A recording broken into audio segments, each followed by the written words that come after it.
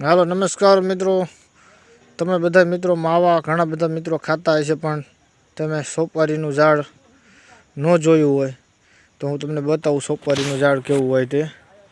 આપ જોઈ શકો છો, આ સોપારીનું ઝાડ છે અને આપણી વાડીએ વાવ્યું હતું. આપણને કૃષિ રથ આવે ને તેમાંથી આપણને આ છોડનું વિતરણ કર્યું હતું આપણને વાવવા માટે અને ડેમો કરવા માટે કે આપણે સોપારી થાય કે ન થાય. હજી તો અમે ઝાઝા વર્ષો લાગશે સોપારી આવતા, પણ સોપારીનું ઝાડ થયું છે. તેના પાન જોઈ શકો છો, આવડું ઝાડ છે જો.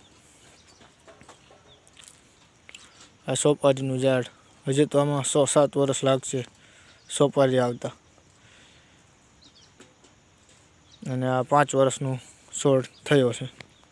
વિડીયો ગમે તો ફેસબુક પેજને ફોલો કરજો અને મારી ચેનલને સબસ્ક્રાઈબ કરજો.